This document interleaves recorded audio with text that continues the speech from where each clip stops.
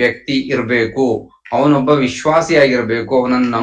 ನಾವು ಬೇರೆಯವರನ್ನ ನಂಬಬೇಕು, ದೇವರನ್ನ ನಂಬಬೇಕು, ಜೊತೆಗೆ ನಮ್ಮನ್ನು ಬೇರೆಯವರನ್ನ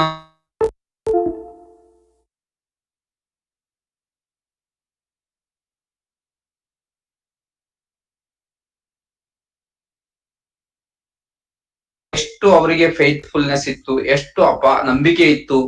ಒಂದ್ಸಲ ಶರಣಾಗತಿ ಆದ್ರೆ ಮುಗ್ದಾಯ್ತು.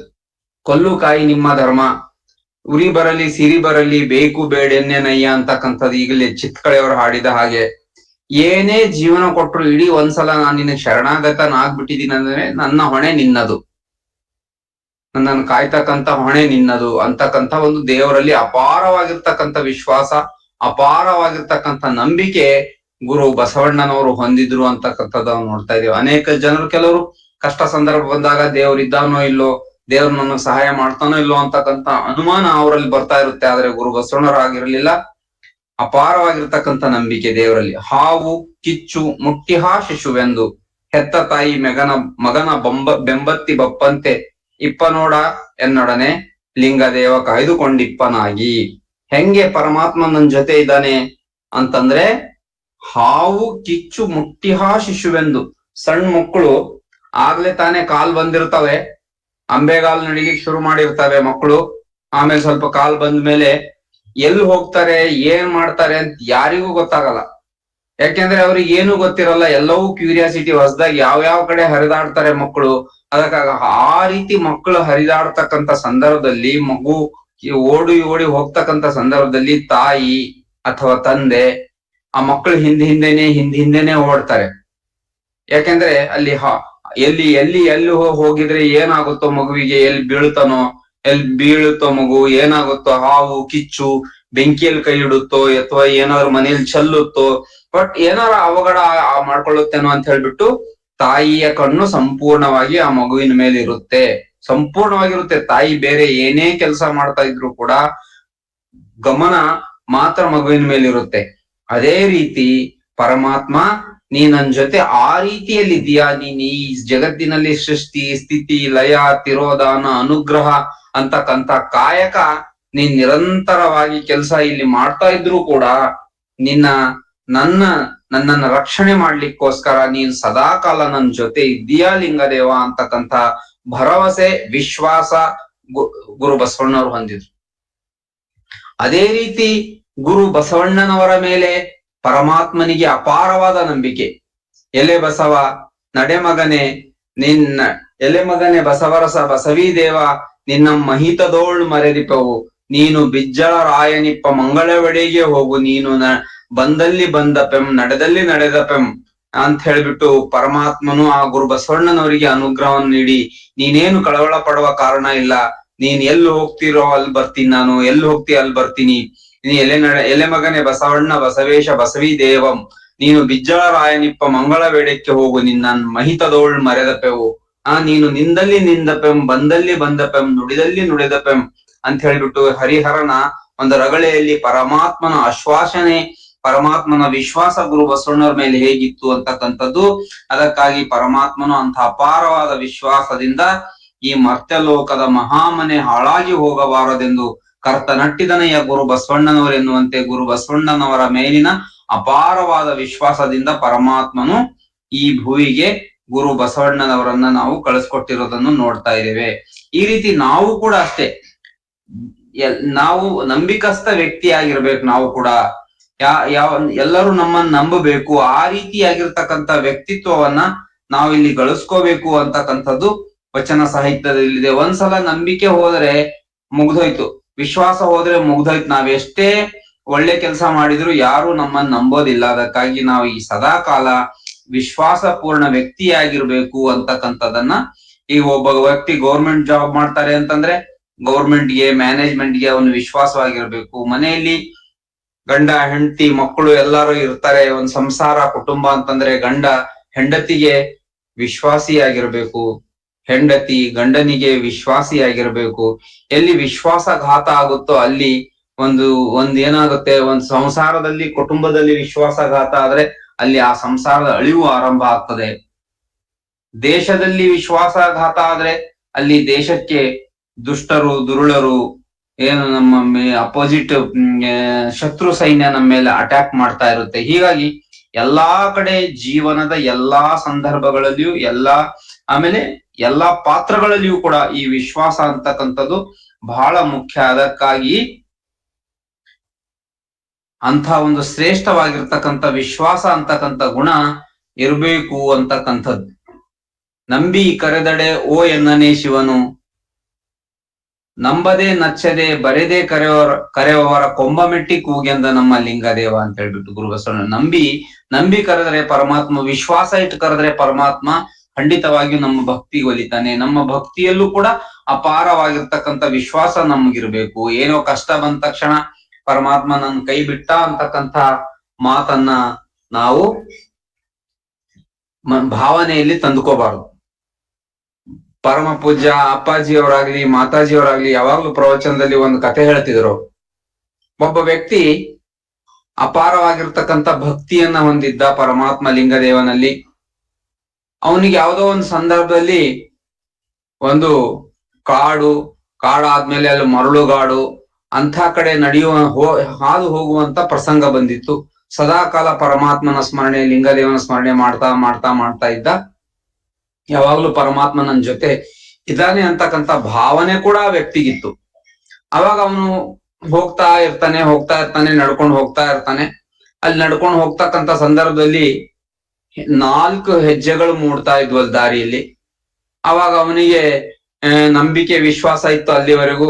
ಇವ್ 2 ಹೆಜ್ಜೆ ನಂದು, ಇನ್ನು 2 ಹೆಜ್ಜೆ ಪರಮಾತ್ಮ ಲಿಂಗದೇವಂದು. ಪರಮಾತ್ಮ ಸದಾಕಾಲ ನನ್ನ ಜೊತೆನೆ ಇದ್ದಾನೆ ಅಂತ ಹೇಳ್ಬಿಟ್ಟು ಅವನಿಗೆ ಬಹಳ ಸಂತೋಷದಿಂದ ತನ್ನ ಪ್ರಯಾಣವನ್ನ ಮುಂದುವರ್ಸಿದ್ಮೇಲೆ ಇನ್ನು ಸ್ವಲ್ಪ ದೂರ ಹೋದ್ಮೇಲೆ ಅಲ್ಲಿ ಕಾಡು ಅದೆಲ್ಲ ಬಹಳ ಇನ್ನು ಕ್ಲಿಷ್ಟವಾಗಿರ್ತಕ್ಕಂಥ ಒಂದು ಪರಿಸರ ಬಂತು. ಕಳ್ಳು ಮುಳ್ಳು ಈ ತರ ಬೆಟ್ಟ ಗುಡ್ಡ ಹಿಂಗೆಲ್ಲ ಇತ್ತು. ಅಂತ ಬಹಳ ಕಷ್ಟ ಆದ ಪರಿಸ್ಥಿತಿ ಇತ್ತು ಅಲ್ಲಿ ಹಾದು ಹೋಗ್ತಕ್ಕಂಥದ್ದು.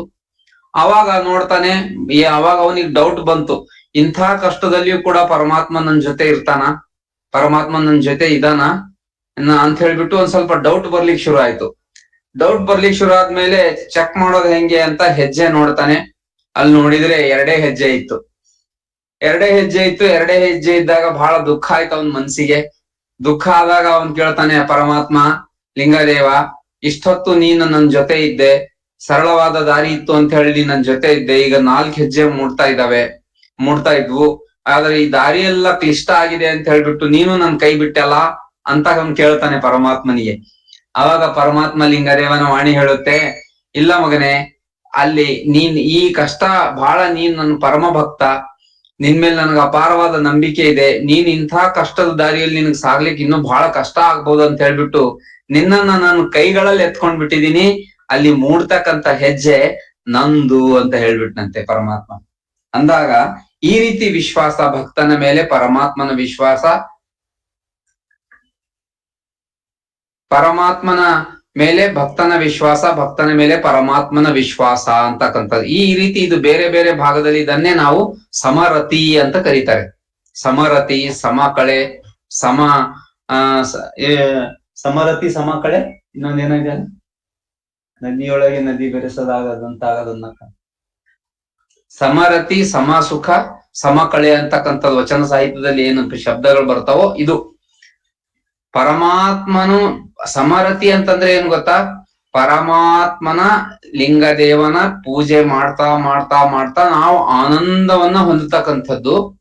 ನಮ್ಮ ಪೂಜೆಯಿಂದ ಆ ಪರಮಾತ್ಮನು ಕೂಡ ಆನಂದವನ್ನು ಹೊಂದತಕ್ಕಂಥದ್ದು, ತೃಪ್ತಿ ಪಡಿತಕ್ಕಂಥ ತನ್ನ ಭಕ್ತನ ಪೂಜೆಯನ್ನ ನೋಡಿ ಪರಮಾತ್ಮನಿಗೂ ಕೂಡ ಸಂತೋಷ ಆಗ್ತಕ್ಕಂಥದ್ದು. ಇದನ್ನ ಸಮರತಿ ಅಂತ ಕರೀತಾರೆ. ಸಮಸುಖ, ಸಮಕಳೆ ಇದೂ ಕೂಡ ಅಷ್ಟೇ. ಭಕ್ತನ ಪೂಜೆ ಮಾಡ್ತಾ ಮಾಡ್ತಾ, ಇವು ಬೇರೆ ಕಾಂಟೆಸ್ಟ್ ಅಲ್ಲಿ ಮತ್ತೆ ನಾ ಹೇಳ್ತೇನೆ ಈ ವಿಚಾರಗಳನ್ನ. ಅದಕ್ಕಾಗಿ ಈ ರೀತಿ ಪರಮಾತ್ಮನ ಲಿಂಗದೇವನಲ್ಲಿ ಗುರು ಬಸವಣ್ಣವರಿಗೂ ಅಪಾರವಾದ ವಿಶ್ವಾಸ ಇತ್ತು. ಜೊತೆಗೆ ಅವರು ಪೂಜೆ ಏನ್ ಮಾಡ್ತಿದ್ರಲ್ಲ ಅದನ್ನು ಕೂಡ ಪರಮಾತ್ಮ ಬಹಳ ಆನಂದಿಸ್ತಿದ್ದ ಅವರ ಪೂಜೆಯನ್ನ ನೋಡಿ ಅಂತ ಹೇಳ್ಬಿಟ್ಟು ಹರಿಹರನ ರಗಳೆಯಲ್ಲಿ ಕೂಡ ಬರುತ್ತೆ. ಅದೇ ರೀತಿ ಈ ರೀತಿ ಅಪಾರವಾಗಿರ್ತಕ್ಕಂಥ ವಿಶ್ವಾಸ ನಾವು ಪರಮಾತ್ಮನಲ್ಲಿ ಹೊಂದಬೇಕು, ನಮ್ಮ ಕಾಯಕದಲ್ಲಿರ್ಬೇಕು, ನಮ್ಮ ಕುಟುಂಬದಲ್ಲಿರ್ಬೇಕು. ಈ ರೀತಿ ನಮ್ಮ ಮಕ್ಕಳಲ್ಲಿರ್ಬೇಕು, ಮಕ್ಕಳಿಗೆ ತಂದೆ ತಾಯಿಯಂದಿರ ಮೇಲಿರ್ಬೇಕು, ಈ ರೀತಿ ಒಟ್ಟು ಎಲ್ಲಾ ಸಂಬಂಧಗಳಲ್ಲಿಯೂ ಒಂದು ವಿಶ್ವಾಸ ಅಂತಿದ್ರೆ ಜೀವನದಲ್ಲಿ ಅವನ ವ್ಯಕ್ತಿ ವಿಜಯಶಾಲಿ ಆಗ್ತಾನೆ. ಏನೆಲ್ಲವನ್ನು ಬಿದ್ದು ವಿಶ್ವಾಸ ಕಳ್ಕೊಂಡ್ರೆ ಏನು ಮಾಡ್ಲಿಕ್ಕಾಗಲ್ಲ ಜೀವನದಲ್ಲಿ. ಅದಕ್ಕಾಗಿ ಅಂತ ಏನು ಇದು ಬೇಕು, ಫುಲ್ ಫೈತ್ಫುಲ್ನೆಸ್ ಅಂತ ಇರ್ಬೇಕು ಅಂತಕ್ಕಂಥದನ್ನ ಇಲ್ಲಿ ಅಲ್ಲಿ ಅಶೋಕ ಚಕ್ರ ಹೇಳುತ್ತೆ. ಅದೇ ರೀತಿ ನಮ್ಮ ಧರ್ಮವೂ ಕೂಡ ಅದು ಹೇಳುತ್ತೆ. ಧರ್ಮದ ವಿಚಾರ ಬಂದಾಗೂ ಕೂಡ ಅದು ಇನ್ನೂ ಎತ್ತರದಲ್ಲಿ ವಿಚಾರಗಳಿದಾವೆ ಅಂತಕ್ಕಂಥದನ್ನ ನಾವು ನೋಡ್ತಾ ಇದ್ದೇವೆ. ಇನ್ನು 8ನೇ ಗುಣ ಏನಿರ್ಬೇಕು ಅಂತ ಅಶೋಕ ಚಕ್ರ ಹೇಳುತ್ತೆ ನಮಗೆ. ನಮ್ಮ ರಾಷ್ಟ್ರ ಲಾಂಛನದಲ್ಲಿರ್ತಕ್ಕಂಥ, ರಾಷ್ಟ್ರ ಧ್ವಜದಲ್ಲಿರ್ತಕ್ಕಂಥ ಏನ್ ಹೇಳುತ್ತೆ ನಮ್ಮ 8ನೆಯ ಗುಣ ವ್ಯಕ್ತಿಯಲ್ಲಿ ಅಂತಂದ್ರೆ ಜೆಂಟಲ್ನೆಸ್ ಅಂತ ಕರೀತಾರೆ. ಜೆಂಟಲ್ನೆಸ್, ಮೃದುತ್ವ, treating others with softness and respect ಅಂತ.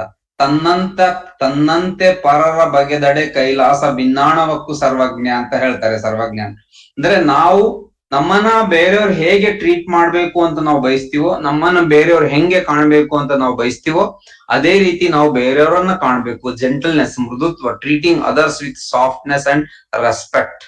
ಇತರರನ್ನ ಅತ್ಯಂತ ಗೌರವದಿಂದ ನೋಡ್ತಕ್ಕಂಥದ್ದು, ಪ್ರೀತಿಯಿಂದ ನೋಡ್ತಕ್ಕಂಥದ್ದು, ವಿಶ್ವಾಸದಿಂದ ಕಾಣ್ತಕ್ಕಂಥದ್ದು ಮಾಡಿದಾಗ ಅವರು ನಮಗೆ ಅಂತ ಒಂದು ಪ್ರತಿಕ್ರಿಯೆಯನ್ನ ತೋರ್ತಾರೆ. ಅದಕ್ಕಾಗಿ ಅಂಥ ಗುಣವನ್ನ ನಾವು ನೋಡ್ಕೊಂಡಾಗ ಗುರು ಬಸವಣ್ಣವರು ಒಂದು ರಾಷ್ಟ್ರದ, ಒಂದು ರಾಜ್ಯದ ಪ್ರಧಾನಿಯಾಗಿ ಅವ್ರ ಹತ್ರ ಎಂಥ ಗುಣಗಳಿತ್ತು, ಎಂಥ ಮೃದುತ್ವ ಇತ್ತು, ಎಂಥ ವಿನಯತೆ ಇತ್ತು ಅವ್ರ ಹತ್ರ ಅಂತಕ್ಕಂಥದ್ದನ್ನ ನಾವು ನೋಡ್ತಾ ಇದ್ದೇವೆ.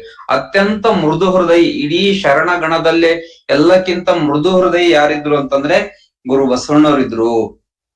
ಅವರು ಈ ಅಂಥ ಒಂದು ಪ್ರಧಾನಿಯ ಪಟ್ಟದಲ್ಲಿದ್ದು ಇವತ್ ನಾವು ನೋಡ್ತೇವೆ ಸಣ್ಣ ಅಧಿಕಾರ ಸಿಕ್ಕಿರ್ಬೋದು, ಅಥವಾ ಸ್ವಲ್ಪ ಹಣ ಬಂದಿರ್ಬೋದು, ಏನೇನೋ ಸಣ್ಣ ರಾಜಕಾರಣ, ಹಳ್ಳಿಗಳಲ್ಲಿ ಒಂದು ಗ್ರಾಮ ಪಂಚಾಯಿತಿ ಏನೇ ದೊಡ್ಡ ಹುದ್ದೆವರೆಗೂ ಇರ್ತಕ್ಕಂಥವ್ರು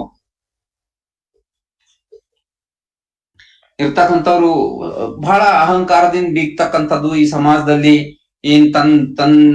ತನ್ನ ಒಡನಾಟಕ್ ಬಂದವರನ್ನ ನಿಕೃಷ್ಟವಾಗಿ ಕಾಣೋದು, ಅಥವಾ ತನ್ನ ಮೇಲೆ ಡಿಪೆಂಡೆಂಟ್ ಇರೋರನ್ನ ಕೆಲಸಗಳಿಗೆ ಗೌರ್ಮೆಂಟ್ ಆಫೀಸ್ಗಳಲ್ಲಿ ನೋಡ್ತೀರಿ ನೀವೆಲ್ಲ.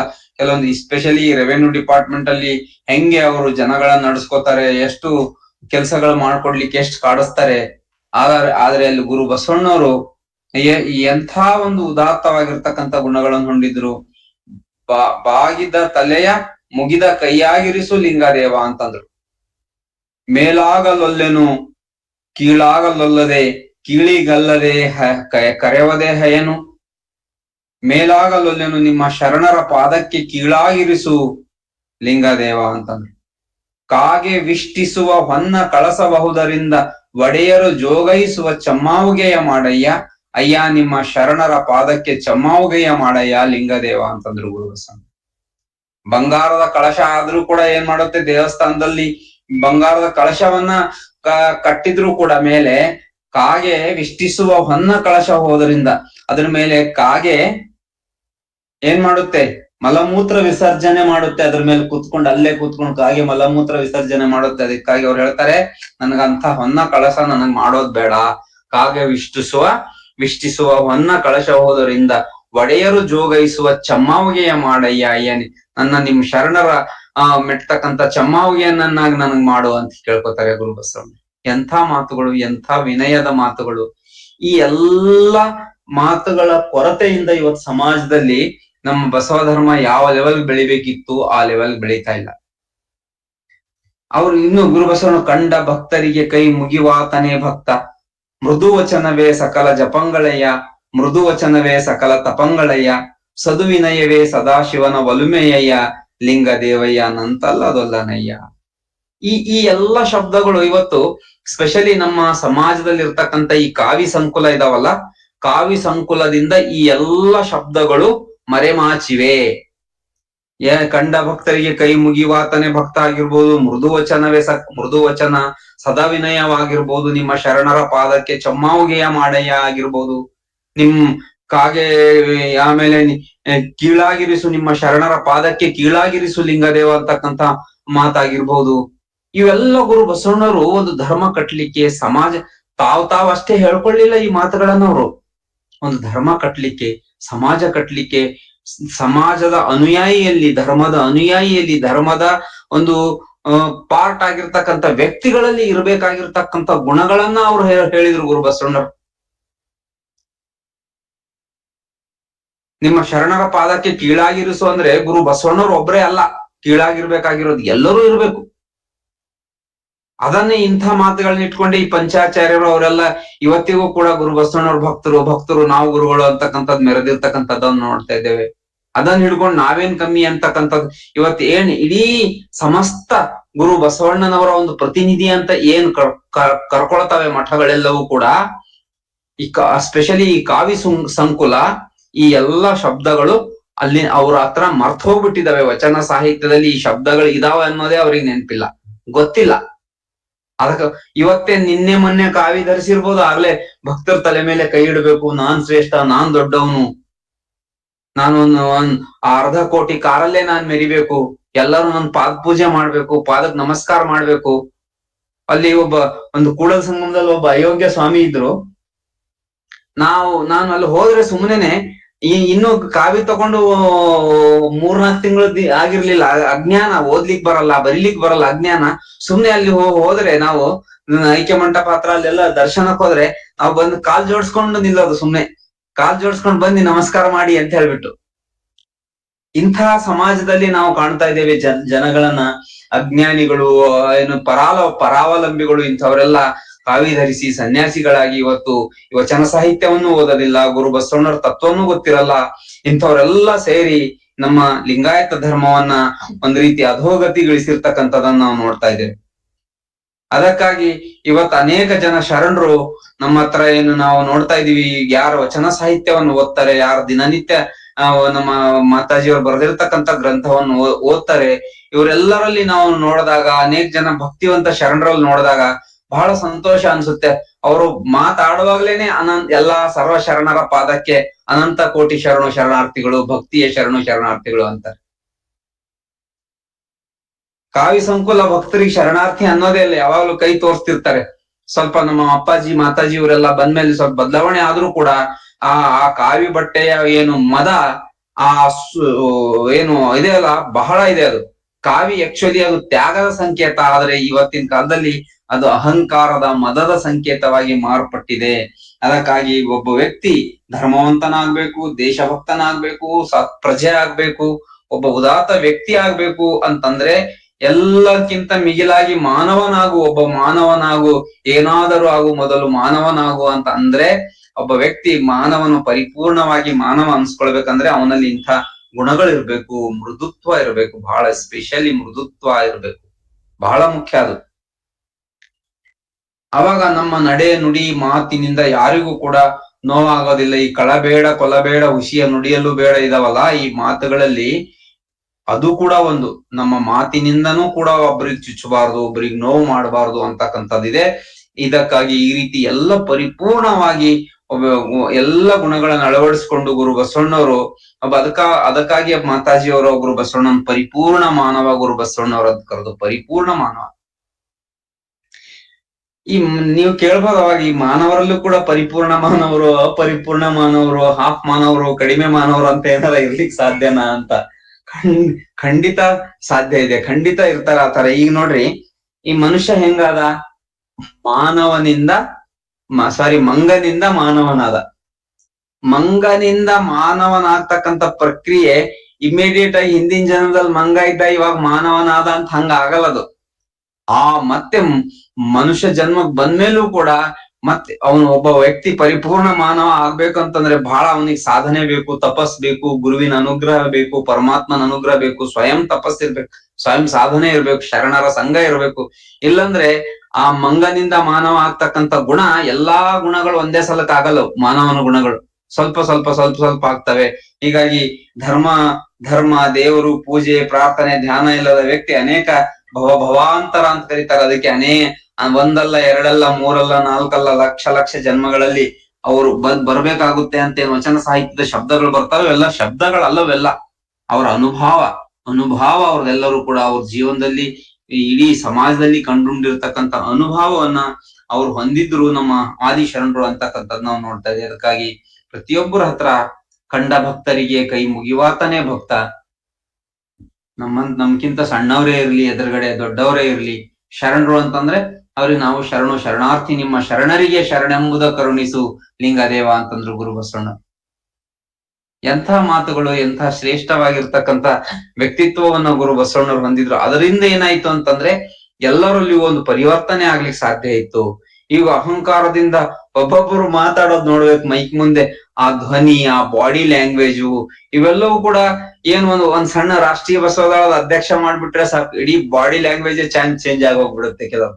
ಎಂಥವ್ರದ್ದು ಅಂದ್ರೆ ಒಂದು ಭಕ್ತಿ ಇರಲ್ಲ, ಅಧ್ಯಯನ ಇರಲ್ಲ, ಏನ್ ಒಂದ್ ತಾತ್ವಿಕ ಚಿಂತನೆ ಇರಲ್ಲ, ವೈಯಕ್ತಿಕ ಜೀವನದಲ್ಲಿ ಪೂಜೆ ಪ್ರಾರ್ಥನೆನೂ ಇರಲ್ಲ, ಸಾಧನೆ ಇರಲ್ಲ ಅಂತವ್ರು ಒಂದು ಯಾವ್ದೋ ಒಂದ್ ಸಣ್ಣ ಊರು ರಾಷ್ಟ್ರೀಯ ಬಸವದಳ ಅಧ್ಯಕ್ಷ ಆಗ್ಲಿ, ಒಂದ್ ತಾಲೂಕ್ ಆಗ್ಲಿ, ಒಂದ್ ಜಿಲ್ಲೆ ಆಗಿಲಿ, ಇನ್ನು ರಾಜ್ಯ ರಾಷ್ಟ್ರ ಅಂದ್ರಂತೂ ಮುಗ್ದೆ ಹೋಯ್ತು. ಏನು ಇಲ್ಲ ಅಂದ್ರು ತಲೆ ಮೇಲೆ ಕೋಡ್ ಬಂದಂಗ ವರ್ತಿಸ್ತಾರೆ. ಅದೇನ್ ನಾನ್ ಮಹಾರಾಜ, ನಾನು ಒಂದ್ ದೊಡ್ಡ ಪದವಿ ಅದು ಅಂತಕ್ಕಂಥದ್ದು ಭಾವನೆ ಇವತ್ತು ಸಮಾಜದಲ್ಲಿ ಇದೆ. ಅದಕ್ಕಾಗಿ ಇವತ್ತು ರಾಷ್ಟ್ರೀಯ ಬಸವದಳ ಪರಿಸ್ಥಿತಿನೂ ಹಿಂಗಾಗಿರೋದು. ಇವತ್ತು ಸಂಘಟನೆ ಎಲ್ಲ ಕೊರತೆ ಆಗಿ ಒಂದು ಸಮಾಜ ಒಂದು ರೀತಿ ಅಧೋಗತಿ ಏನ್ ಮುಖ ಮಾಡಿದೆ ಅಲ್ಲ, ಇವೆಲ್ಲವೂ ಕೂಡ ಮೃದು ವಚನ, ಈ ಜೆಂಟಲ್ನೆಸ್ ಏನಿದೆ ಅಲ್ಲ ವ್ಯಕ್ತಿ ಹತ್ರ, ಜೆಂಟಲ್ನೆಸ್ ತುಂಬಾ ಕಡಿಮೆ ಆಗಿದೆ. ರಫ್ನೆಸ್ ಬಂದ್ಬಿಟ್ಟಿದೆ ಎಲ್ಲರ ಹತ್ರ, ತುಂಬಾ ಸ್ವಾರ್ಥ ಬಂದಿದೆ. ಹೀಗಾಗಿ ಇವೆಲ್ಲ ವಚನಗಳು ಬೇರೆಯವ್ರಿಗೆ ಹೇಳಲಿಕ್ಕೆ ಅನ್ಕೊಂಡ್ ಬಿಟ್ಟಿರ್ತಾರೆ ಹೇಳೋರೆಲ್ಲರೂ ಕೂಡ, ತಾನು ತನ್ನ ಜೀವನದಲ್ಲಿ ಅಳವಡಿಸ್ಕೊಳ್ಳಿಕ್ಕಲ್ಲ, ಹೇಳಲಿಕ್ಕೆ ಅಂತ ಅನ್ಕೊಂಡ್ ಬಿಟ್ಟಿದೀವಿ ನಾವೆಲ್ಲರೂ ಕೂಡ. ನಾವು ಫಸ್ಟ್ ನಾವು ಅಳವಡಿಸ್ಕೊಂಡು ಬೇರೆಯವರಿಗೆ ಇಂತಹ ಇವುಗಳನ್ನ ಹೇಳಿದಾಗ್ಲೂ ಕೂಡ ಅದ್ರ ಪರಿಣಾಮ ಬೀರುತ್ತೆ. ಅದಕ್ಕಾಗಿ ನಾವು ಆಮೇಲೆ ಇದೆಲ್ಲವೂ ನಾವು ಜಾಗೃತಿ, ಈಗ ಯಾಕೆ ನಾ ವಿಚಾರಗಳನ್ನ ಹೇಳ್ತೀನಿ, ಈಗ ನಿಮ್ ಕೈಯಲ್ಲಿ ಇರ್ಲಿಕ್ಕಿಲ್ಲ ಯಾರಾದ್ರದ್ದು, ಒಂದು ರಾಷ್ಟ್ರೀಯ ಬಸವದಳದ ಅಧ್ಯಕ್ಷರನ್ನಾಗಿರ್ಬೋದು ಅಥವಾ ಸಮಾಜದ ಪದಾಧಿಕಾರಿಗಳ ಆಯ್ಕೆ ಮಾಡುವಾಗ ನಿಮ್ ಕೈಯಲ್ಲಿ ಏನೂ ಇಲ್ಲ ಯಾರನ್ನ ಮಾಡ್ಬೇಕು. ಆದ್ರೆ ಈ ವ್ಯವಸ್ಥೆ ಬರ್ಬೇಕು, ನಾವು ಜಾಗೃತರಾಗ್ಬೇಕು. ಒಬ್ಬೊಬ್ಬರೇ ಧ್ವನಿ ಎತ್ತಲಿಕ್ಕೆ ಶುರು ಮಾಡ್ಬೇಕು. ಧ್ವನಿ ಎತ್ತಿಲ್ಲ ಅಂತಂದ್ರೆ ಆಗೋದಿಲ್ಲ ಈ ಸಮಾಜದಲ್ಲಿ. ನಾವು ತಿಳಿದುಕೊಂಡಿರ್ತಕ್ಕಂಥ ತತ್ವ ಈಗ ಅದು ಆಚರಣೆಗೆ ಬಂದಿಲ್ಲ ಅಂತಂದ್ರೆ ನಾವು ತಿಳ್ಕೊಂಡಿರೋ ತತ್ವದಿಂದಲೂ ಅಷ್ಟು ಪ್ರಯೋಜನ ಆಗೋದಿಲ್ಲ. ಎಲ್ಲಿವರೆಗೆ ನಾವು ಒಂದ್ ರೀತಿ ಅನ್ಯಾಯವನ್ನ ನಾವು ಅನುಭವಿಸ್ತೀವೋ, ಶೋಷಣೆಗೆ ಒಳಗಾಗ್ತೀವೋ, ಅವಾಗ ನಾವು ತತ್ವ ಧರ್ಮ ಆಚರಣೆ ಮಾಡಿದ್ರೆ ಏನ್ ಪ್ರಯೋಜನ ಇಲ್ಲ. ಒಂದು ಕಥೆ ಹೇಳ್ತೀನಿ ಈ ಸಂದರ್ಭದಲ್ಲಿ. ಆಗ್ಲೇ ಒಂದ್ಸಲ ನಾ ಅನುಭವದ ಅಡಿಗೆ ಕಾರ್ಯಕ್ರಮದಲ್ಲಿ ಹಾಕಿದ್ದೆ, ಅದನ್ನ ಒಂದು ಲಿಂಕ್ ಹಾಕಿದ್ದೆ. ಆದ್ರೆ ಅದರಲ್ಲಿ ಪರಿಪೂರ್ಣವಾಗಿರ್ತಕ್ಕಂಥ ಕಥೆ ಇರ್ಲಿಲ್ಲ. ಅದು ಸ್ವಲ್ಪ ಯಾರೋ ಫೇಸ್ಬುಕ್ ಅಲ್ಲ ಬರ್ದಿದ್ರು ಲೇಖನ, ಅದನ್ನೇ ನಾನು ಜಸ್ಟ್ ಲಿಂಕ್ ಹಾಕಿದ್ದೆ. ಏನಂತಂದ್ರೆ ಕಥೆ, ನಾನು ಮೋಸ್ಟ್ಲಿ 9ನೇ ಕ್ಲಾಸ್ ಅನ್ಸುತ್ತೆ, 9ನೇ ಕ್ಲಾಸ್ ಅಲ್ಲಿ ಇರುವಾಗ ಇಂಗ್ಲಿಷ್ ಲ್ಯಾಂಗ್ವೇಜ್ ಏನ್ ಸಬ್ಜೆಕ್ಟ್ ಇರುತ್ತೆ ಅದರಲ್ಲಿ ಒಂದು ಕಥೆ ಇತ್ತು, ಇಂಗ್ಲಿಷ್ ಕಥೆ ಇತ್ತು. ಅದೀಗ ಆಥರ್ ಯಾರು, ಆ ಸಬ್ಜೆಕ್ಟ್ ಅಥವಾ ಆ ಕಥೆ ಹೆಡ್ಡಿಂಗ್ ಏನಿತ್ತು, ಟೈಟಲ್ ಅಂತಕ್ಕಂಥದ್ದು ಈಗ ನನಗೆ ನೆನಪೋಗಿದೆ.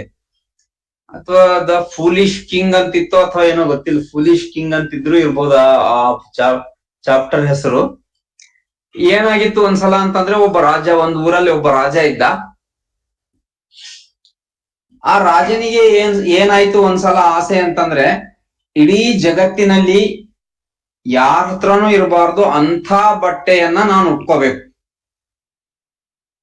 ಶ್ರೇಷ್ಠ, ಅಷ್ಟು ಕಾಸ್ಟ್ಲಿ ಬಟ್ಟೆ ಮತ್ತು ಅಷ್ಟು ಇಡೀ ಜಗತ್ತಿನಲ್ಲೇ ಅತ್ಯಂತ ಶ್ರೇಷ್ಠ, ಇಡೀ ಜಗತ್ತಿನಲ್ಲೇ ಅತ್ಯಂತ ಕಾಸ್ಟ್ಲಿ, ಅತ್ಯಂತ ಬೆಲೆ ಬಾಳುವಂತಹ ಬಟ್ಟೆಯನ್ನ ನಾನು ಉಟ್ಕೊಂಡು ಅವತ್ತು ಏನೋ ಒಂದು ವಾರ್ಷಿಕೋತ್ಸವ ಇತ್ತು, ಒಂದು ಪೀಠಾರೋಹಣದ ವಾರ್ಷಿಕೋತ್ಸವ ಇತ್ತು, ಸಿಂಹಾಸನಾರೋಹಣದ ವಾರ್ಷಿಕೋತ್ಸವ ಇತ್ತು. ಒಂದು ವರ್ಷದ ನಂತರ ಇತ್ತು ಅದು.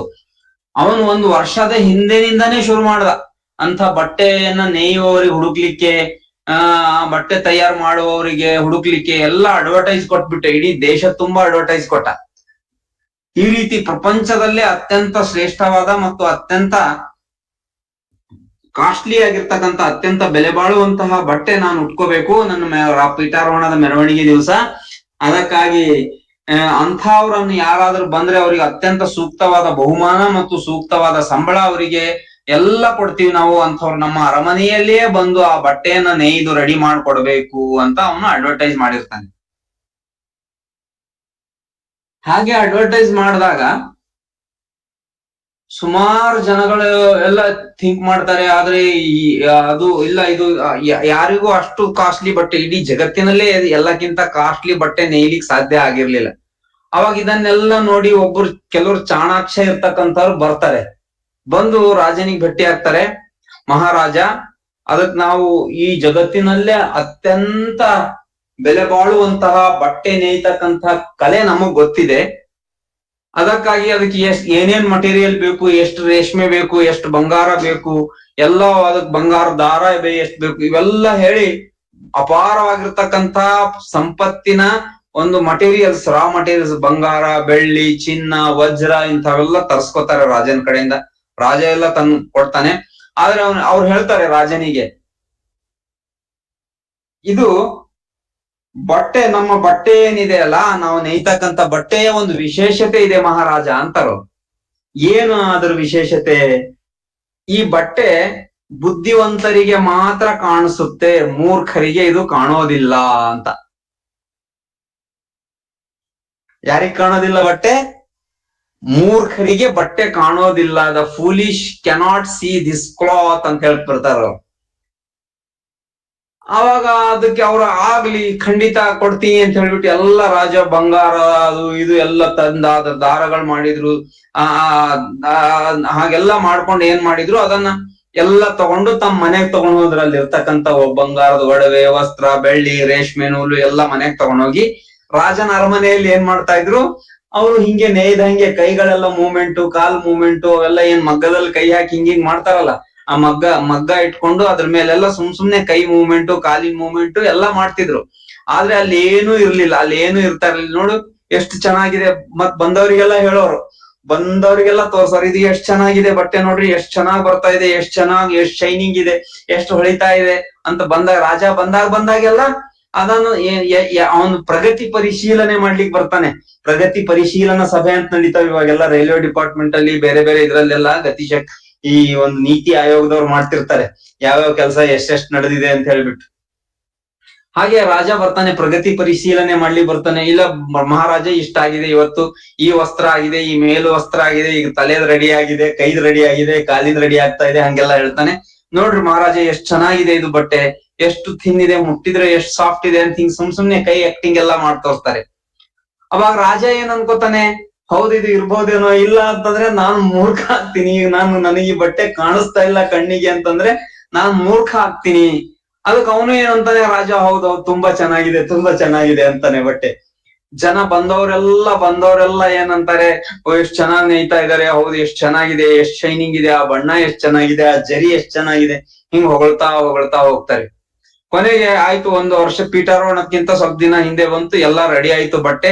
ಅವ್ರು ಏನ್ ಮಾಡಿದ್ರು, ಆ ಬಟ್ಟೆ ನೇಯ್ತಕ್ಕಂತ ಅವ್ರ ನೇಯ್ಯದವ್ರು ಏನ್ ಮಾಡಿದ್ರು, ಸಿಂಪಿ ಅಂತ ಏನ್ ಕರೀತಾರಲ್ಲ, ಸಿಂಪಿ, ಶಿವಸಿಂಪಿ ಜನಾಂಗ. ಈ ಸರ್ವಜ್ಞಂದ ಒಂದು ವಚನ ಇದೆ, ಹುಸಿಯು ಸಿಂಪಿಯಲ್ಲಿ ಏನೋ ಹಿಂಗೆ ಕವಲ್ ಹೊಡೆದಿತ್ತು ಅಂತ ಹೇಳ್ಬಿಟ್ಟು. ಈ ಟೇಲರ್ಸ್, ಎಸ್ಪೆಷಲಿ ಟೇಲರ್ಸ್, ಸಿಂಪಿ, ಇವರಷ್ಟು ಸುಳ್ಳು ಹೇಳ್ತಕ್ಕಂಥವ್ರು ಜಗತ್ತಿನಲ್ಲಿ ಯಾರಿರಲ್ಲ ಅಂತ ಸರ್ವಜ್ಞ ಹೇಳ್ತಾರೆ. ಅದಕ್ಕ ಎಲ್ಲರಿಗೂ ಅನುಭವ ನಾವು ಚಿಕ್ಕವರಿರುವಾಗ್ಲಂತೂ ಅಷ್ಟೇ ಬಹಳ ಅನುಭವ ಆಗ್ತಿತ್ತು. ನಮ್ ಬಟ್ಟೆ ಹೊಲಿಲಿಕ್ಕೆ ಕೊಟ್ರೆ ಒಂದು 6 ತಿಂಗಳಾದ್ರೂ ಬಟ್ಟೆಗಳು ಸಿಗ್ತಾ ಇರ್ಲಿಲ್ಲ ನಮ್ಗೆ. ಹೀಗಾಗಿ ಆ ಸಿಂಪಿಗಳು, ಅವ್ರೇನು ನೇಯ್ಗೆ ಕಾಯ್ದ ಸಿಂಪಿಗಳಿದ್ರು, ಹಂಗೆಲ್ಲ ಬಹಳ ಸುಳ್ಳು ಹೇಳಿ ರಾಜನಿಗೆ ಹಂಗೆಲ್ಲ ಮಾಡ್ತಾ ಇದ್ರು. ಮೂರ್ಖರಿಗೆ ಕಾಣಲ್ಲ ಬಟ್ಟೆ, ಎಲ್ಲರೂ ನೇಯ್ತಾ ಇದ್ರು. ಕೊನೆಗೆ ಎಲ್ಲ ರೆಡಿ ಆಗಿದೆ ಮಹಾರಾಜ, ನೋಡಿ ಇದು ಪ್ಯಾಂಟು ಅಂತ ತೋರ್ಸಿದ್ರು, ಇದು ಶರ್ಟ್ ಅಂತ ತೋರ್ಸಿದ್ರು, ಇದು ತಲೆ ಟೊಪ್ಪಿ ಅಂತ ತೋರ್ಸಿದ್ರು, ಇದು ಕೈಗೆ ಕಾಲಿಗೆ ಇವೆಲ್ಲ ತೋರ್ಸಿದ್ರು. ಹೌದು ರಾಜ, ತುಂಬಾ ಚೆನ್ನಾಗಿದೆ ಅಂತ ಹೇಳ್ಬಿಟ್ಟು ಅದನ್ನ ಫೋಲ್ಡ್ ಮಾಡಿರೋ ತರ ತೋರ್ಸಿದ್ರು. ಮಹಾರಾಜ, ಇದು ನಾವೇ ಬಂದು ಉಡಿಸ್ತೀವಿ ನಿಮ್ ಮೆರವಣಿಗೆ ದಿನ ಅಂತ ಹೇಳ್ಬಿಟ್ಟು. ಆಗ್ಲಿ ಅಂತಂದ ಮಹಾರಾಜ. ಅದಕ್ಕೆ ಅವರು ಆ ಸಿಂಪಿಗಳೆಲ್ಲ ಬಂದು ಅಲ್ಲಿ ಅವನಿಗೆ ಅವತ್ತು ಏನ್ ಒಂದು ಸಿಂಹಾಸನಾರೋಹಣ ಇತ್ತು, ಅವತ್ತು ಊರದೆಲ್ಲ ಮೆರವಣಿಗೆ ಹೋಗ್ಬೇಕಿತ್ತು. ಮೆರವಣಿಗೆ ಹೋಗುವಾಗ ಹಿಂಗೆ ಎಲ್ಲ ಅವನ್ ಮೈ ಮೇಲೆ ಇರ್ತಕ್ಕಂತ ಎಲ್ಲಾ ಬಟ್ಟೆ ತೆಗೆದ್ಬಿಟ್ಟು ಈ ಪ್ಯಾಂಟು, ಇವ್ರು ನೇಯ್ಗೆ ಮಾಡಿರ್ತಕ್ಕಂತ ಪ್ಯಾಂಟು, ಶರ್ಟು ಹಿಂಗೆ ಹಾಕೋ ತರ ಆಕ್ಟಿಂಗ್ ಹಾಕ್ಸಿದ್ರು. ಅವನು ಕಾಲ್ ಹಾಕಿ ಹಿಂಗೆ ಕಾಲ್ ಹಾಕ್ದ, ಕಟ್ಟೋ ತರ ವ್ಯವಸ್ಥೆ ಮಾಡಿದ್ರು, ಎಲ್ಲ ಮಾಡಿದ್ರು. ಅವಾಗ ರಾಜನು ಆಯ್ತು, ಮತ್ತಿದ್ರು ಮಹಾರಾಜ ಮತ್ತೆ ಹೇಳ್ತಾನೆ ಇದ್ರು ಅವನಿಗೆ, ಇದು ಮೂರ್ಖರಿಗೆ ಕಾಣೋದಿಲ್ಲ ಅಂತ. ಅದಕ್ ರಾಜ, ನಾನ್ ಮೂರ್ಖ ಅಲ್ಲ, ಅಟ್ಲೀಸ್ಟ್ ನನಗ್ ಅವನಿಗೆ ಕಾಣ್ತಾ ಇರ್ಲಿಲ್ಲ ಬಟ್ಟೆ, ಅವನಿಗೆ ರಾಜನಿಗೆ ಅಲ್ಲಿ ಬಟ್ಟೆನೇ ಇಲ್ಲ ಅಂದ್ರೆ ಎಲ್ಲಿ ಕಾಣುತ್ತೆ. ಅಟ್ಲೀಸ್ಟ್ ನಾನ್ ಮೂರ್ಖ ಅಲ್ಲ, ಬೇರೆಯವರಾದ್ರೂ ಶಾಣೆ ಇರ್ಬೋದು, ಅವ್ರಿಗೆ ಕಾಣಿಸುತ್ತೆ ಬಿಡು, ನನಗ್ ಕಾಣಿಸಿಲ್ಲ ಅಂದ್ರೆ ಏನು ಅಂತ ಅವನು ಸುಮ್ನೆ ಒಪ್ಕೊಂಡ್ ಹಂಗೆ ನಡ್ದ. ಕೊನೆಗೆ ಆಯ್ತು, ಮೆರವಣಿಗೆ ಹೊಂಟ ಅಲ್ಲಿ ಅವನು ರಾಜಧಾನಿಯಲ್ಲಿ ಮೆರವಣಿಗೆ ಹೊಂಟ. ಇಡೀ ಮೆರವಣಿಗೆ ಮುಗಿತಾ ಬಂತು, ಇನ್ನೇನ್ ಅರಮನೆ ಹತ್ರ ಬರ್ಬೇಕು. ರಾಜ ಹಂಗೆ ಮೆರವಣಿಗೆ ಮಾಡ್ದ, ಮೈ ಮೇಲ್ ಬಟ್ಟೆ ಇಲ್ಲ, ಎಂಥದ್ದು ಇಲ್ಲ. ಎಲ್ಲಾ ಆ ರಾಜ್ಯದ ಜನತೆ ಎಲ್ಲರೂ ಕೂಡ ಏನ್ ಮಾಡಿದ್ರು, ರಾಜನ್ ಮೈ ಮೇಲೆ ಬಟ್ಟೆ ಇದೆ, ಹೌದ್ ಚೆನ್ನಾಗಿದೆ, ಎಷ್ಟ್ ಚೆನ್ನಾಗಿದೆ ಬಟ್ಟೆ, ಅತ್ಯಂತ ಬೆಲೆ ಬಾಳೋ ಬಟ್ಟೆ ಇದೆ ಅಂತ ಎಲ್ಲರೂ ಅನ್ಲಿಕ್ಕೆ ಶುರು ಮಾಡಿದ್ರು. ಯಾಕೆಂದ್ರೆ ಇಲ್ಲ, ರಾಜನ್ ಮೈ ಮೇಲೆ ಬಟ್ಟೆ ಇಲ್ಲ ಅಂತಂದ್ರೆ ಅವ್ರು ಮೂರ್ಖರಾಗ್ತಾರೆ. ನಾವು ಮೂರ್ಖರಾಗ್ತೀವಿ, ನಮ್ಗೆ ಯಾಕೆ ಬೇಕಪ್ಪ ನಾನ್ ಮೂರ್ಖ ಆಗೋದು. ಅದಕ್ಕಾಗಿ ಇದೆ ಅಂತ ಹೇಳಿದ್ರೆ ಸಾಕು, ನನಗೇನ್ ಮಾಡೋದಿದೆ ಅಂತ ಹೇಳ್ಬಿಟ್ಟು ಎಲ್ಲರೂ ಕೂಡ ನಂದೇನಾಯ್ತು ನಂದೇನ್ ಹೋಗೋದಿದೆ ಅಂತ ಹೇಳ್ಬಿಟ್ಟು ಎಲ್ಲರೂ ಕೂಡ ರಾಜನ್ ಮೈ ಮೇಲೆ ಬಹಳ ಬೆಲೆ ಬಾಳೋ ಬಟ್ಟೆ ಇದೆ ಅಂತಂದ್ರೆ. ಆದ್ರೆ ವಾಸ್ತವಿಕವಾಗಿ ರಾಜನ್ ಮೈ ಮೇಲೆ ಏನು ಇರ್ಲಿಲ್ಲ, ಅವನು ಬೆತ್ತಲೆ ಇದ್ದ. ಅದಕ್ಕಾಗಿ ಕೊನೆಗೆ ಅರಮನೆ ಮುಟ್ತಕ್ಕಂತ ಸಂದರ್ಭದಲ್ಲಿ ಒಂದ್ ಸಣ್ಣ ಮಗು ಆಗ್ಲೇ ತಾನೇ ಸುಮ್ನೆ ಏನು ಲೋಕಜ್ಞಾನ ಏನು ಇಲ್ದೇ ಇರ್ತಕ್ಕಂಥ ಮಗು ಓಡಿ ಹೊರಗ್ ಬಂತು. ರಾಜ ಹೆಂಗಿರ್ತಾನೆ ನೋಡ್ಬೇಕಂತ ಹೇಳ್ಬಿಟ್ಟು ಲಾಸ್ಟಿಗೆ ಬಂತ ಮಗು. ಬಂದ್ಮೇಲೆ ಅವನ್ ಹೇಳ್ದ, ರಾಜ ಬತ್ತಲೆ ಇದ್ದಾನೆ ಅಂತ ಅಂದ್ಬಿಡ್ತ ಮಗು ಜೋರಾಗಿ. ರಾಜ ಬೆತ್ತಲೆ ಇದ್ದಾನೆ ಅಂತ ಹೇಳ್ಬಿಟ್ಟು ಜೋರಾಗಿ ಹೇಳ್ಬಿಡ್ತು. ಹೇಳಿದ್ಮೇಲೆ ಅವಾಗ ಒಬ್ಬೊಬ್ರೆ ಶುರು ಮಾಡಿದ್ರು, ಹೌದಲ್ಲ ರಾಜ ಬೆತ್ತಲೆ ಇದ್ದಾನೆ ಅಂತ ಅವಾಗ ಶುರು ಮಾಡಿದ್ರು ಅವ್ರು. ಇಲ್ಲಾಂದ್ರೆ ಅಲ್ಲಿವರೆಗೂ ಎಲ್ಲರೂ ಕೂಡ ನಮ್ಗೆ ರಾಜನೂ ಕೂಡ ನನಗೆ ಆಗ್ಬೇಕು, ಚೆನ್ನಾಗಿದೆ ಹಿಂಗೆ ಈ ರೀತಿ ನಮ್ ಸಮಾಜದಲ್ಲಿ ಅವಾಗ ಈ ಸಮಾಜ ಅದಕ್ಕಾಗಿ ರಾಜಕಾರಣ ಅಂತಕ್ಕಂಥದ್ದು ಬತ್ತಲೆ ಆಗಿದೆ. ಈ ನಮ್ಮ ಕಾವಿ ಅಂತಕ್ಕಂಥದ್ದು ಬತ್ತಲೆ ಆಗಿದೆ, ಕಾವಿ ಸಂಕುಲ ಅಂತಕ್ಕಂಥದ್ದು ಬೆತ್ತಲೆ ಆಗಿದೆ. ಇವತ್ತು ಮಠ ಪೀಠ, ಈ ಧಾರ್ಮಿಕ ಸಂಘ ಸಂಸ್ಥೆಗಳು, ದೇವಸ್ಥಾನಗಳು ಇವೆಲ್ಲವೂ ಬೆತ್ತಲೆ ಆಗ್ಬಿಟ್ಟಿವೆ. ಅದಕ್ಕಾಗಿ ಹೀಗೆಲ್ಲ ಆಗಿರ್ತಕ್ಕಂಥ ಸಂದರ್ಭದಲ್ಲಿ ಈಗ ನಾವು ಅದನ್ನ ಹೇಳೋರು ಯಾರು? ಮತ್ತೆ ಯಾರಾದ್ರೂ ಈ ತಪ್ಪು ವ್ಯವಸ್ಥೆಯನ್ನೇ ಸರಿಯಾದ ವ್ಯವಸ್ಥೆ ಅಂತ ನಾವು ಒಪ್ಕೊಂಡು ಹೋಗ್ತಾ ಇದ್ರೆ ಅದನ್ನ ಯಾರಾದ್ರೂ ಒಬ್ರು ಹೇಳಲೇಬೇಕಲ್ಲ. ಇಲ್ಲ ಇದು ತಪ್ಪಿದೆ, ರಾಜ ಬಟ್ಟೆ ಉಟ್ಕೊಂಡಿಲ್ಲ ಅಂತಕ್ಕಂಥದ್ದು ಯಾರಾದ್ರೂ ಒಬ್ರು ಹೇಳಿದ್ರೆ ತಾನೇ ಸರಿಯಾಗೋದು. ಇಲ್ಲಾಂದ್ರೆ ಮತ್ ಮುಂದಿನ ದಿನಗಳಲ್ಲಿ ಎಲ್ಲರೂ ಅಂತ ಬಟ್ಟೆನೆ ಉಟ್ಕೋಬೇಕಾಗುತ್ತೆ. ಮೂರ್ಖರಿಗೆ ಕಾಣ್ಲಾರ್ದಂತ ಬಟ್ಟೆನೆ ಉಟ್ಕೊಂಡು ಜೀವನ ಸಾಗ್ಬೇಕಾಗ್ತಿತ್ತು. ಅದಕ್ಕಾಗ ಮಗು ಹೇಳ್ತು, ಮಗುವಿನಲ್ಲಿ ನಿಷ್ಕಲ್ಮಶವಾದ ಮನಸ್ಸಿತ್ತು. ನಾನ್ ಮೂರ್ಖನಾಗ್ತೀನೋ ಅಥವಾ ಜಾಣ ಅನ್ಸ್ಕೊಳ್ತೀನೋ ಅನ್ನೋ ಭಾವನೆ ಇರ್ಲಿಲ್ಲ. ಸತ್ಯ ಏನಿತ್ತು ಕಣ್ಣಿಗೆ ಕಾಣ್ತೋ ಅದನ್ನ ಹೇಳ್ತು ಆ ಮಗು. ಅದೇ ರೀತಿ ಇವತ್ತು ನಾವು ಕೂಡ ನಮ್ಮ ಸಮಾಜದಲ್ಲಿ, ಧರ್ಮದಲ್ಲಿ ಏನ್ ಸತ್ಯ ಇದೆ ಅದನ್ನ ನಾವ್ ಹೇಳ್ಬೇಕು, ತಪ್ಪು ಕಂಡಿದ್ದನ್ನ ತಪ್ಪಂತ ಹೇಳ್ಬೇಕು. ನಾವು ನೋಡ್ತೀವಿ, ರಾಮ ಮಂದಿರದ ಒಂದು ಹಗರಣ ಅದು ಬೆಳಕಿಗೆ ಬಂದಿದೆ ಅಂತ ಕಾಣಿಸ್ತಾ ಇದೆ ಅಷ್ಟೇ. ರಾಮ ಮಂದಿರದ ಹಗರಣ ಯಾರೋ ಒಬ್ರಿಗೆ, ಅದು ಕೂಡ ಅದ್ರಲ್ಲಿ ಪಾಲಿಟಿಕ್ಸ್ ತುಂಬಾ ಮಿಕ್ಸ್ ಆಗಿದೆ. ಅಪೋಸಿಟ್ ಪಾರ್ಟಿಗಳು ಅವ್ರು ಇವ್ರು ಹೆಚ್ಚು ಕಡಿಮೆ ಆಗಿ ಇದು ಇಂಥವನಿಗೆ ಹೇಳಿದ್ರೆ ಸುದ್ದಿ ಆಗುತ್ತೆ ಅಂತ ಹೇಳ್ಬಿಟ್ಟು ಬಿಜೆಪಿ ಎಲ್ಲದವರ ಪಾರ್ಟಿಗೆ ಅಲ್ಲೇ ಒಳಗಡೆ ಇರ್ತಕ್ಕಂಥ ವ್ಯಕ್ತಿ ಆಂತರಿಕ ಕಲಹಗಳಿಂದ ಒಬ್ಬ ವ್ಯಕ್ತಿಗೆ ಅಲ್ಲಿ ಮತ್ ನಷ್ಟ ಆಗ್ತಾ ಇತ್ತಲ್ಲಿ. ಕದಿಯೋದ್ರಲ್ಲೇ ನಷ್ಟ ಆಗ್ತಾ ಇರೋದ್ರಿಂದ ಅವನೊಬ್ಬ ಎಕ್ಸ್ಪ್ಲೋರ್ಡ್ ಆದ ಅಲ್ಲಿ ದಂಗೆ ಎದ್ದು ಬೇರೆಯವರಿಗೆ ಅದನ್ನ ಇನ್ಫಾರ್ಮ್ ಮಾಡಿರೋದಕ್ಕೆ ಅದು ಅವಾಗ ಗೊತ್ತಾಯ್ತದು. ಇಲ್ಲಾಂದ್ರೆ ಅದು ಗೊತ್ತಾಗ್ತಾ ಇರ್ಲಿಲ್ಲ. ಅಟ್ಲೀಸ್ಟ್ ಅವನಾದ್ರೂ ಒಬ್ಬ ಹೇಳದ ಧೈರ್ಯ ಮಾಡ್ದಲ್ಲ. ಅದೇ ರೀತಿ ಇವತ್ತು ನಮ್ಮ ಸಮಾಜದಲ್ಲಿ ಇರ್ತಕ್ಕಂಥ ಮಠ ಮಾನ್ಯಗಳಲ್ಲಿ, ದೇವಸ್ಥಾನಗಳಲ್ಲಿ, ಯಾಕೆ ದೇವಸ್ಥಾನಕ್ಕೆ ಕಾಣಿಕೆ ಕೊಡ್ಬೇಕು ನಾವು? ದೇವಸ್ಥಾನಗಳಲ್ಲಿ ಹುಂಡಿಗಳಲ್ಲಿ ಕಾಣಿಕೆ ಆದ್ರೆ ಯಾಕೆ ಹಾಕ್ಬೇಕು? ಮಠ ಪೀಠ ಪ್ರತಿಷ್ಠಾನಗಳಿಗೆ ಯಾಕೆ ಕಾಣಿಕೆ ಕೊಡ್ಬೇಕು? ಇವತ್ತು ನಮ್ ಸಮಾಜ, ನಮ್ ಧರ್ಮನೇ ನಾವು ತಗೊಂಡ್ರೆ ನಮ್ ಮಠಗಳಿಗೆ ಯಾಕಾದ್ರೂ ನಾವು ಕಾಣಿಕೆ ಕೊಡ್ಬೇಕು? ಅವರೆಲ್ಲ ಶಾಲಾ ಕಾಲೇಜುಗಳು ಇವರೆಲ್ಲ ನಡ್ಸ್ಕೊಂಡು ಕೋಟ್ಯಾಧಿಪತಿಗಳಾಗಿ ದೊಡ್ಡ ದೊಡ್ಡ ಕಾರುಗಳಲ್ಲಿ ಓಡಾಡಿ ಒಂದು ಭಕ್ತರಿಗೆ ಜ್ಞಾನ ಕೊಡಲ್ಲ, ಏನ್ ಕೊಡಲ್ಲ. ಅಥವಾ ಬಡ ಮಕ್ಕಳಿಗೆ ವಿದ್ಯಾಭ್ಯಾಸ ಕಡಿಮೆ ಖರ್ಚು ತಗೊಂಡು ಅಥವಾ ಫೀಸ್ ಇಲ್ದೇನೆ ಯಾವ ಮಠದ ಶಾಲೆಗಳು ಫೀಸ್ ಇಲ್ದೇನೆ ಅಡ್ಮಿಷನ್ ತಗೊಳ್ತವೆ ಬಡವ್ರ ಮಕ್ಕಳಿಗೆ? ಯಾವ ಮಠದ ಶಾಲೆಗಳು ಫೀಸ್ ಇಲ್ದೇನೆ ಹಾಸ್ಟೆಲ್ ಅಲ್ಲಿ ಅಡ್ಮಿಷನ್ ಕೊಡ್ತವೆ ಬಡವ್ರ ಮಕ್ಕಳಿಗೆ? ಇಲ್ಲ. ಮತ್ ಮೇಲೆ ನಾವು ಸಮಾಜ ಸೇವೆ ಮಾಡ್ತಾ ಇದೀವಿ. ಸುಮ್ನೆ ಕಾವಿ ಬೆಟ್ಟೆ ಕೇಳೋದು, ಕಾಣಿಕೆ ಕೊಡೋದು. ಹಾವ ತೋರಿ ಹವಿಯ ಬೇಡುವಂತೆ ಲಿಂಗದೇವ ಅಂತ ಹೇಳ್ತಾರೆ ಗುರು ಬಸವಣ್ಣರು ಅಂತ. ಹಾವ ತೋರಿ ಹವಿ ಅಂದ್ರೆ ತುಪ್ಪ. ಹಾವು ತೋರಿಸ್ತಾರೆ, ನನ್ನ ಹಾವಿಗೆ ಬೇಕು ಕಾಣಿಕೆ ಕೊಡಿ, ದುಡ್ಡು ಕೊಡಿ ಅಂತ ಹೇಳಿ ತಗೊಂಡು ಆ ತುಪ್ಪ ಇಸ್ಕೊಂಡು ತಾವೇ ತಿನ್ನೋದು ಅದನ್ನ. ಅದೇ ರೀತಿ ಕಾವಿ ತೋರಿಸಿ ಕಾಣಿಕೆ ಬಿಡೋದು, ನನ್ ಕಾವಿಗೆ ಬೇಕು ಕಾಣಿಕೆ, ಕಾಣಿಕೆ ಕೊಡ್ರಿ, ಕಾಣಿಕೆ ಕೊಡ್ರಿ ಅಂತ ತಗೊಂಡು ಇಡೀ ಅವ್ರ ವೈಭವಯುತ ಜೀವನವನ್ನ ಇವತ್ತು ಮಠಾಧೀಶರು ಎಲ್ಲಾ ಹೆಣ್ಣು ಹಣ್ಣು ಮಣ್ಣು ಎಲ್ಲಾ ರೀತಿಯಲ್ಲಿ ಇವರು ತಪ್ಪಿತಸ್ಥರಾಗಿ ಬದುಕ್ತಕ್ಕಂತ ಸಂದರ್ಭದಲ್ಲಿ ಮತ್ ನಾವು ಭಕ್ತರು ಈ ಮಠಾಧೀಶರು ಬೆತ್ತಲೆಯಾಗಿದ್ದಾರೆ ಅಂತ ನಾವು ಯಾರಾದ್ರೂ ಒಬ್ಬರು ಹೇಳಿದೆ, ಬೆತ್ತಲೆ ಅಂದ್ರೆ ಏನರ್ಥ? ಅವು ಮೌಲ್ಯಗಳನ್ನ ಕಳಚಿಕೊಂಡಿದ್ದಾರೆ ಅಂತ. ಇದನ್ನ ಯಾರಾದ್ರೂ ಹೇಳಲೇಬೇಕಲ್ಲ, ಆ ಮಗುವಿನ ತರ ಧೈರ್ಯ ಮಾಡ್ಲೇಬೇಕಲ್ಲ, ಅಂದಾಗ ಮಾತ್ರ ಸಮಾಜ ಸುಧಾರಣೆ ಆಗುತ್ತೆ. ಇಲ್ಲ ಅಂದ್ರೆ ನನಗೆ ಯಾಕೆ ಬೇಕು, ಚೆನ್ನಾಗಿದೆ, ಹೌದು ಆ ಮಠ ಚೆನ್ನಾಗಿದೆ, ಈ ಮಠ ಯಾರೋ ಒಬ್ರು ಹೇಳಿದ್ರು ಅಂತ ಹೇಳ್ಬಿಟ್ಟು ಎಲ್ಲರೂ ಅವ್ರು ಚೆನ್ನಾಗಿದ್ದಾರೆ, ಇವ್ರು ಚೆನ್ನಾಗಿದ್ದಾರೆ, ಅವರು ಸರಿ ಮಾಡ್ತಾ ಇದಾರೆ, ಆ ಪೀಠ ಸರಿ ಮಾಡ್ತಾ ಇದೆ, ಧರ್ಮಪೀಠ ಸರಿ ಮಾಡ್ತಾ ಇದೆ, ಅದ್ರಲ್ಲಿ ಏನ್ ತಪ್ಪಿಲ್ಲ. ಯಾರೋ ಒಬ್ಬರು ತಮ್ಮ ಸ್ವಾರ್ಥಕ್ಕಾಗಿ ಅವ್ರ ಹಿಂದೆ ತಮ್ಮ ವೈಯಕ್ತಿಕ ಲಾಭಕ್ಕಾಗಿ ಚಲೋ ಇದೆ ಅಂತ ಹೇಳ್ಕೊಂಡು ಹೊಂಟ್ರೆ, ಎಲ್ಲರೂ ಹಂಗೆ ಇದೆ ಅಂತ ಹೇಳ್ಕೊಂಡು ಹೊಂಟ್ರೆ, ಮತ್ ಅವ್ರು ಮಾಡಿರೋ ತಪ್ಪುಗಳನ್ನ ಯಾರು ತೋರ್ಸೋದು, ಸಮಾಜವನ್ನ ಯಾರು ತಿದ್ದೋದು, ಬಟ್ಟೆ ಯಾರು ಹಾಕ್ಸೋದು ಅವರಿಗೆಲ್ಲ? ಅದಕ್ಕಾಗಿ ನಾವು ಜಾಗೃತಿ ಆಗ್ಬೇಕು, ಜಾಗೃತಿ ಹೊಂದ್ಬೇಕು. ಅದಕ್ಕಾಗಿ ಈ ರೀತಿ ಎಲ್ಲಾ ಗುಣಗಳನ್ನ, ವಿನಯ ಏನ್ ಹೇಳಿದ್ನಲ್ಲ, ಮೃದುತ್ವ ವಿನಯ ಇದೆಯಲ್ಲ, ಇದು ಎರಡು ತರದ್ದು ಇರುತ್ತೆ ವಿನಯ ಅಂತಕ್ಕಂಥದ್ದು.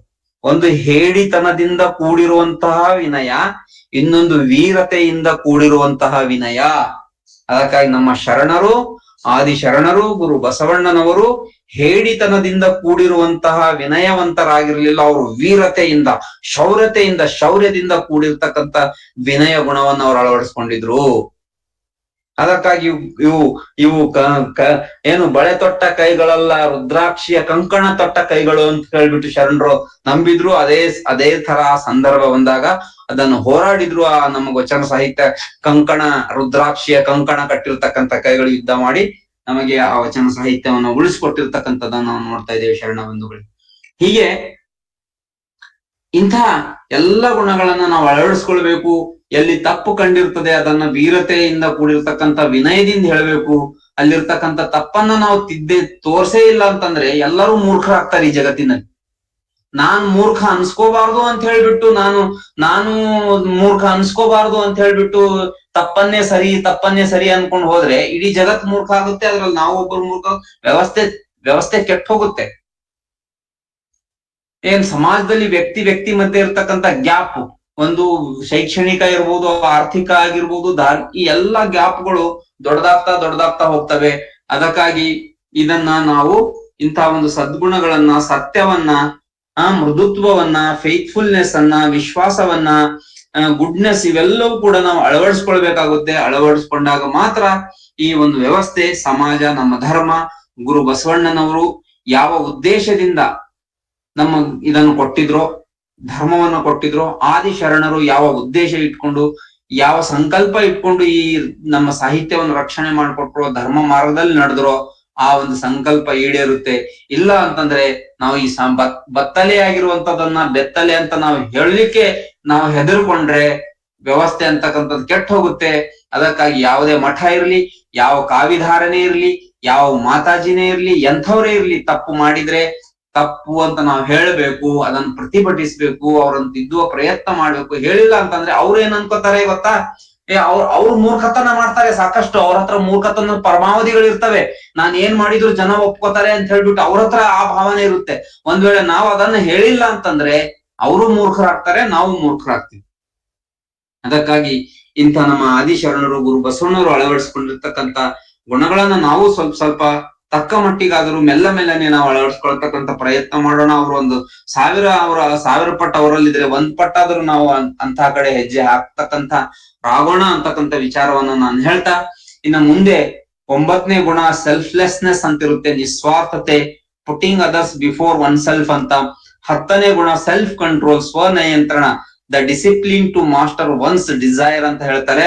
ಇವೆಲ್ಲವೂ ಮತ್ತೆ ಈ ಗುಣಗಳನ್ನ ಮುಂದಿನ ವಾರ ನಾವು ಮುಂದಿನ ಸೋಮವಾರ ದಿವಸ ಮತ್ತೆ ಅವುಗಳನ್ನು ನೋಡೋಣ ಅಂತಕ್ಕಂಥ ವಿಚಾರವನ್ನ ತಿಳಿಸಿ, ಈ ಅನುಭವದ ಅಡಿಗೆ ಕಾರ್ಯಕ್ರಮದಲ್ಲಿ ಇದು ಆಕ್ಚುಲಿ ನನಗೋಸ್ಕರ ನಾನು ಏನು ಕಾರ್ಯಕ್ರಮ ಮಾಡೋದಿಲ್ಲ. ಇದು ನನಗೋಸ್ಕರ ಈಗ ಏನಾಗುತ್ತೆ, ಈಗ ನಮ್ಮ ಮಕ್ಕಳಿಗಾಗಿರ್ಬೋದು, ನಮ್ಮ ಹೆಂಡತಿಗಾಗಿರ್ಬೋದು, ನಾನು ವಿಶೇಷವಾಗಿ ಕೂತ್ಕೊಂಡು ಪ್ರವಚನ ಹೇಳಿಕ್ ಆಗೋದಿಲ್ಲ ಅವರಿಗೆ. ಅದಕ್ಕಾಗಿ ಇವರು ಈ ಮೂಲಕ ಆದ್ರೂ ಅವ್ರು ತಿಳ್ಕೊತಾರೆ ಅನ್ನೋ ಭಾವನೆ ನಂದು. ಆದ್ರೆ ಇದ್ರ ಉಪಯೋಗ ಇನ್ನು ಹೆಚ್ಚಿನ ಸಂಖ್ಯೆಯಲ್ಲಿ ಜನ ಪಡ್ಕೊಳ್ಬೇಕು, ಶರಣರು ಪಡ್ಕೋಬೇಕು. ಭಾನುವಾರ ಯಾಕೆಂದ್ರೆ ಭವಬಂಧನ ಕರಿಘನ ಅಂಕುಶ ಕಿರಿದೆನ್ನಬಹುದೇ ಬಾರದಯ್ಯ ತಮಂದ ಘನ ಜ್ಯೋತಿ ಕಿರಿದೆನ್ನಬಹುದೇ ಬಾರದಯ್ಯ ಅಂತ ಹೇಳ್ತಾರೆ. ಆದ್ರೆ ಇಲ್ಲಿ ತಮಂದ ಘನ ನಾವು ಮಾಡ್ಕೋಬಾರದು. ನಮ್ಮ ಒಂದು ಜಂಜಡ ಘನ ಮಾಡ್ಕೊಳ್ಬಾರ್ದು ನಾವು. ಇದು ಸಣ್ಣದಲ್ಲ. ನಾವು ಇದಕ್ಕೆ ಶಬ್ದ ಸಾರಾಯ ಅಂತ ಕರೀತಾರೆ ನಮ್ಮ ವಚನ ಸಾಹಿತ್ಯದಲ್ಲಿ. ಪ್ರವಚನಗಳನ್ನ, ವಚನ ಸಾಹಿತ್ಯದ ಬಗ್ಗೆ ಹೇಳ್ತಕ್ಕಂಥದನ್ನ ಶಬ್ದ ಸಾರಾಯ ಅಂದ್ರೆ ಸಂಪತ್ತು, ಶಬ್ದ ಸಂಪತ್ತು ಅದು ಅಂತ.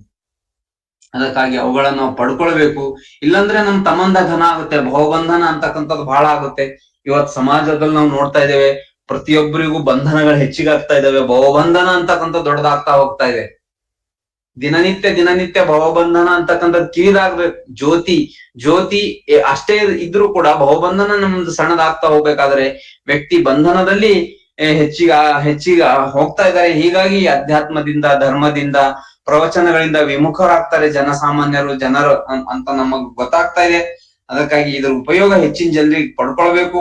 ನಾನು ಇಲ್ಲಿ ಸ್ವಲ್ಪ ಜನ ಬಂದ್ರು ಕೂಡ ನಮ್ಗೇನು ಒಂದ್ ಕಡೆ ಒಂದ್ ರೆಕಾರ್ಡಿಂಗ್ ಮಾಡ್ತೀವಿ, ಯೂಟ್ಯೂಬ್ ಅಲ್ಲಿ ಹಾಕ್ತಿವಿ, ನಮ್ಮ ಮಕ್ಕಳು ಮನೆಯವರು ಇವರೆಲ್ಲ ಇದನ್ನ ತತ್ವ ತಿಳ್ಕೊತಾರೆ. ನಮಗೂ ಒಂದಿಷ್ಟು ವಚನ ಸಾಹಿತ್ಯ ಓದಿ ಈ ಇಡೀ ನಮ್ ಬಿಜಿ ಶೆಡ್ಯೂಲ್ ಒಂಥರ ಲೈಫ್ ನಮ್ದು ಕೂಡ ಬಿಜಿ ಶೆಡ್ಯೂಲ್, ಪೂರ್ತಿ ಸಮಯದ ಅಭಾವ ಸಾಕಷ್ಟಿರುತ್ತೆ. ಆದ್ರೂ ಇದ್ರ ಮಧ್ಯೆ ಒಂದಿಷ್ಟು ವಚನಗಳನ್ನು ಓದಿ ಇದ್ರ ಬಗ್ಗೆ ತಿಳ್ಕೊಂಡು ನಾನಾದ್ರೂ ಅಟ್ಲೀಸ್ಟ್ ತಪ್ಪು ದಾರಿಯಲ್ಲಿ ನಡಿಬಾರ್ದು ಅಂತಕ್ಕಂತ ಒಂದು ಗೆರೆಯನ್ನ ನಮ್ಗೆ ಹಾಕೊಳ್ಳಿಕ್ ಸಾಧ್ಯ ಆಗುತ್ತೆ ಅನ್ನೋ ಕಾರಣಕ್ಕೆ ನಾನು ಇದನ್ನ ಎಷ್ಟೇ ಕಡಿಮೆ ಜನ ಇದ್ರು ಉತ್ಸಾಹದಿಂದ ನಾನು ಮಾಡ್ತಾ ಇದ್ದೀನಿ. ಅದಕ್ಕಾಗಿ ಇದರಲ್ಲಿ ಹೆಚ್ಚಿನ ಜನ ಭಾಗವಹಿಸ್ತಕ್ಕಂಥದ್ದು, ಅವ್ರ ಶರಣರಿಗೆ ಬಿಟ್ಟಿರ್ತಕ್ಕಂಥದ್ದು, ಜ್ಞಾನ ಪಡ್ಕೊಳ್ತಕ್ಕಂಥದ್ದು ಅವ್ರಿಗೆ ಬಿಟ್ಟಿರ್ತಕ್ಕಂಥ ವಿಚಾರ ಅಂತ ಹೇಳಿ, ಜೊತೆಗೆ ಇಲ್ಲಿ ಯಾರು ಬೇಕಾದ್ರೂ ಮಾತಾಡ್ಬೋದು. ತಮ್ಮಲ್ಲಿ ಇರ್ತಕ್ಕಂಥ ಜ್ಞಾನ, ತಮಗೆ ಗೊತ್ತಿರ್ತಕ್ಕಂಥ ವಿಚಾರವನ್ನ ಇಲ್ಲಿ ನಾನು ಒಬ್ಬನೇ ಮಾತಾಡ್ಬೇಕಂತಲ್ಲ. ನೀವ್ ಯಾರು ಬೇಕಾದ್ರೂ ತಮ್ದೇನೇ ವೈಯಕ್ತಿಕ ಜೀವನ ಇರ್ಬೋದು, ವೈಯಕ್ತಿಕ ಜೀವನದಲ್ಲಿ ಕಂಡುಕೊಂಡಿರ್ತಕ್ಕಂಥ ಅನುಭವ ಇರ್ಬೋದು, ನಿಮ್ಮ ಲಿಂಗ ಪೂಜೆಯಲ್ಲಿ ಮಾಡ್ತಕ್ಕಂಥ ಅನುಭವ, ನಿಮ್ಮ ಜೀವನದಲ್ಲಿ ನೀವು ಧರ್ಮ ಮಾರ್ಗದಲ್ಲಿ ನಡೆಯುವಾಗ, ನಿಮ್ಮ ಕಾಯಕದಲ್ಲಿ ನೀವು ಜೀವನವನ್ನು ನಡೆಸ್ಕೊಳ್ಳುವಾಗ ನಿಮಗ್ ಬರ್ತಕ್ಕಂಥ ಎಡ್ರು ತೊಡ್ರು ಚಾಲೆಂಜಸ್, ಅವುಗಳನ್ನ ನೀವು ಗೆದ್ದಿರ್ತಕ್ಕಂಥ ರೀತಿ ನೀತಿ, ಒಟ್ಟಾರೆ ಏನ್ ಬೇಕಾದ್ರೂ ಇಲ್ಲಿ ನೀವು ಹೇಳ್ಕೋಬಹುದು. ನಿಮ್ಮ ಅನುಭವವನ್ನು ಕೂಡ ಇಲ್ಲಿ ನಮ್ಮ ಅನುಭವದ ಅಡಿಗೆಗೆ, ನಿಮ್ಮ ಅನುಭವದ ಒಗ್ಗರಣೆಯನ್ನ ಹಾಕ್ಲಿಕ್ಕೆ, ಕರಿಬೇವು, ಕೊತ್ತಂಬರಿ ಇವೆಲ್ಲ ಹಾಕ್ಲಿಕ್ಕೆ ಸದಾಕಾಲ ಇದು ತೆರೆದಿರುತ್ತೆ ಅಂತಕ್ಕಂಥ ವಿಚಾರವನ್ನ ನಿಮಗೆ ಹೇಳ್ತಾ, ಯಾರಾದ್ರೂ ತಮ್ಮ ವಿಚಾರವನ್ನ, ಏನಾದ್ರೂ ತಮ್ಮ ಅನಿಸಿಕೆಗಳನ್ನ ವ್ಯಕ್ತಪಡಿಸೋರಾದ್ರೆ ಒಂದು 5-10 ನಿಮಿಷಗಳ ಕಾಲ ವ್ಯಕ್ತಪಡಿಸಬಹುದು. ಅದಾದ್ಮೇಲೆ ಕಾರ್ಯಕ್ರಮವನ್ನ ಮುಕ್ತಾಯ ಮಾಡ್ತಾ ಇದ್ದೇವೆ. ಸರ್ವರಿಗೂ ಶರಣಾರ್ಥಿಗಳು.